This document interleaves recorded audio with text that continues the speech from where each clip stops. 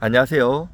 서초동에서 법무사 13년 하다가 이제는 뜻한 바가 있어서 법무사 사무장으로서 잠깐 있는 김철중입니다.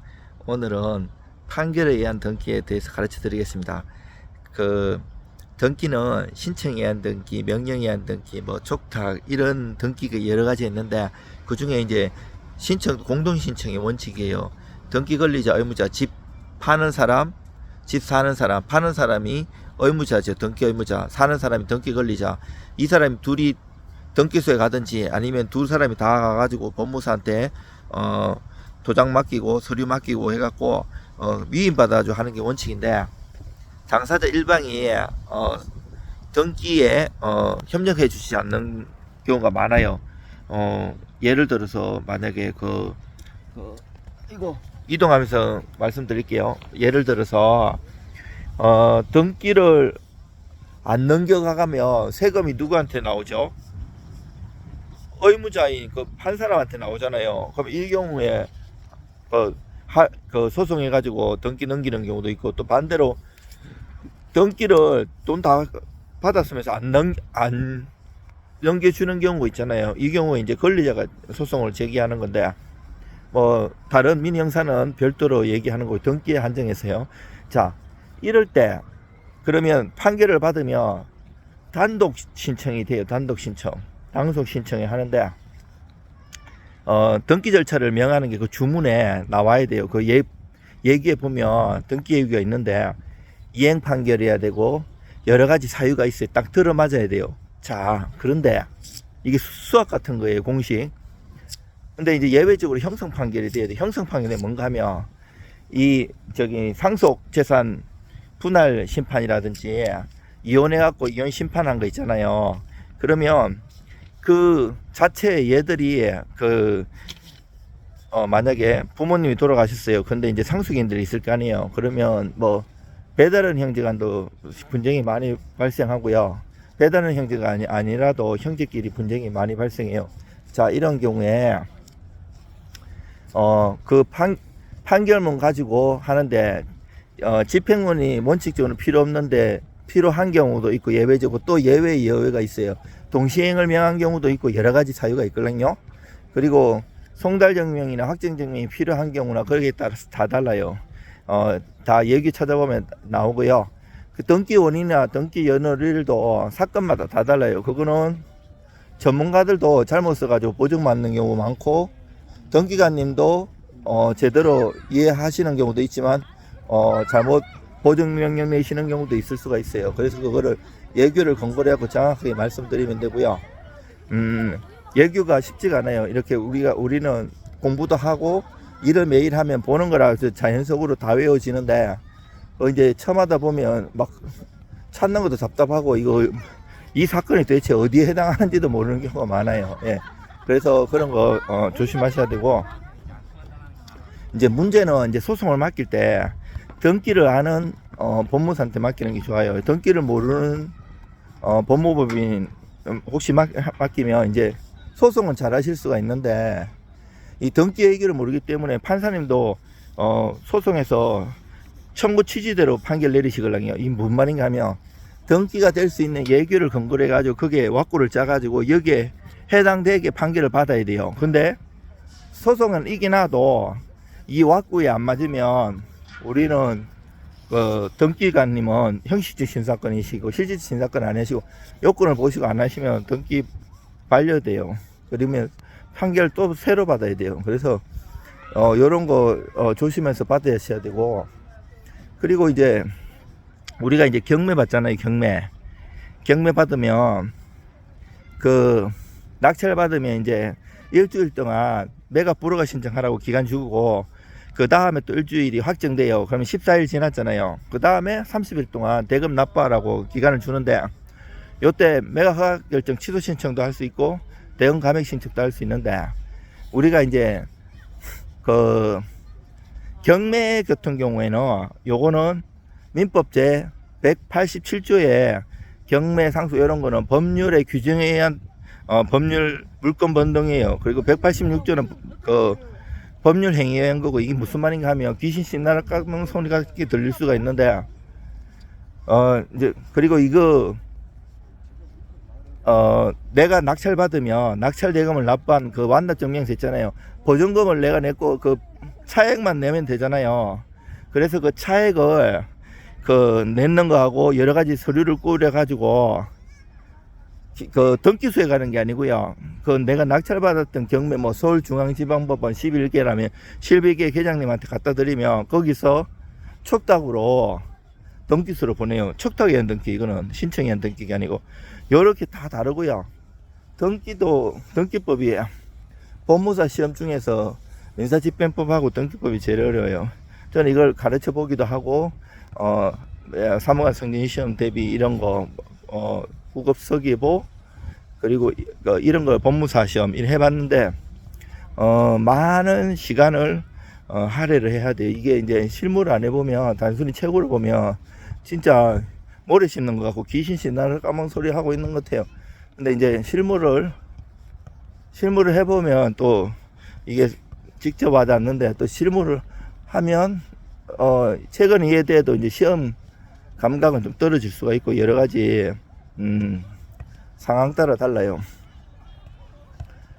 그리고 이제 판결의 등기 예를 들어서 내가 형제끼리 싸웠어요. 그럼 내가 판결 받았잖아요.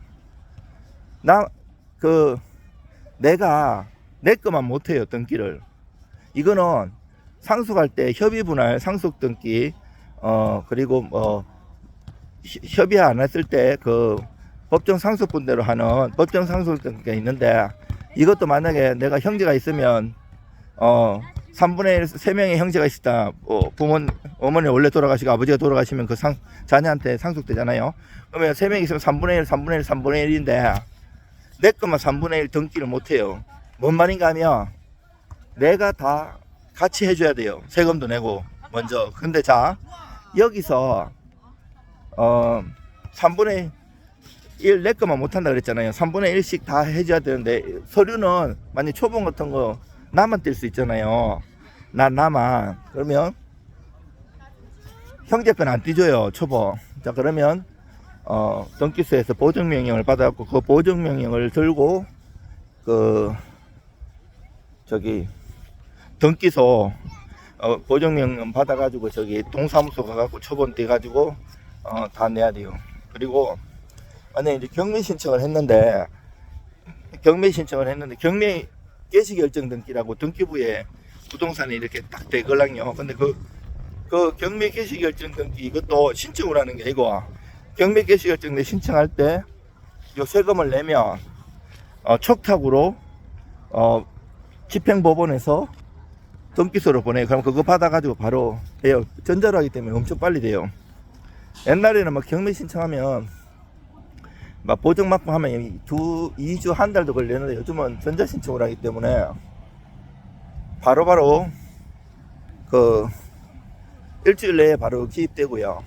그리고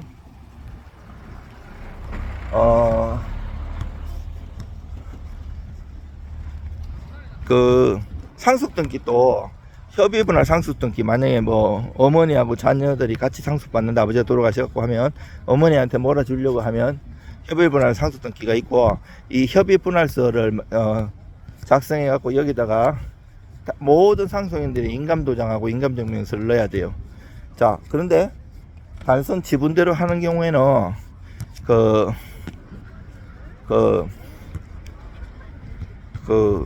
인감 도장은 필요 없고요. 또 내가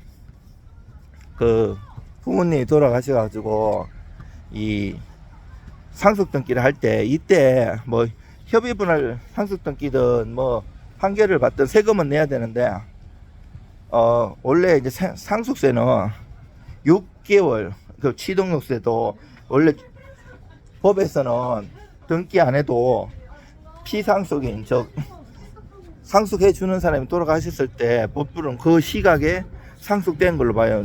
만약에 아버지가 돌아가셨는데 아버지가 집 한 채 물려줬는데 여전히 등기는 아버지 이름으로 돼 있어도 이미 자식한테 상속된 거에 돌아가셨을 때, 자 이때 60일 내에 저걸 내야 돼요. 세금을.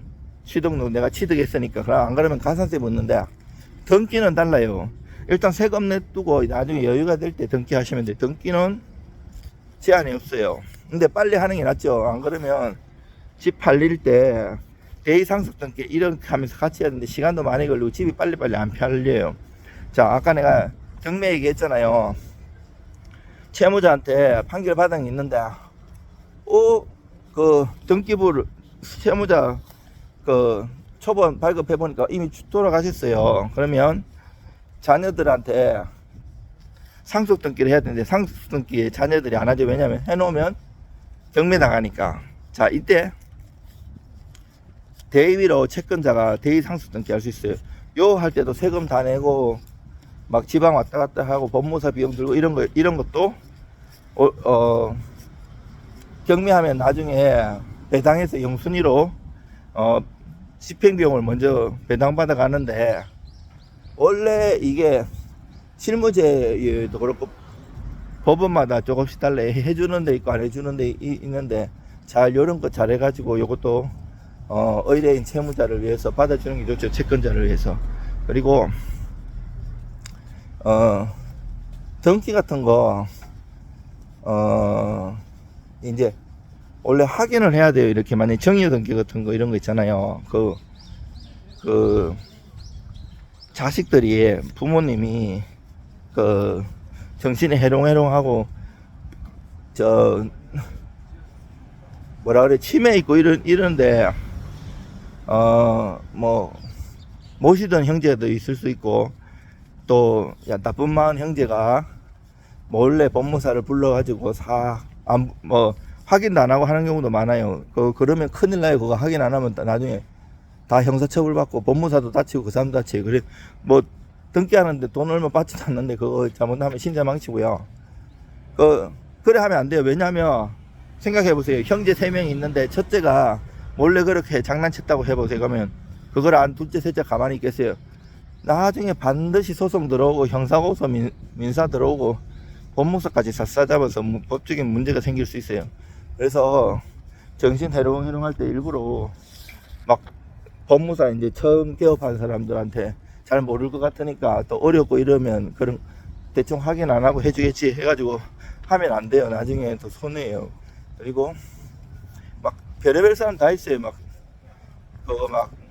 정여나 유정이나 아니면 유언 이런 것도 막 위조 변조하고 막 나중에 분쟁이 되는 경우도 많고, 절대로 범죄를 저지르면 안 되고요.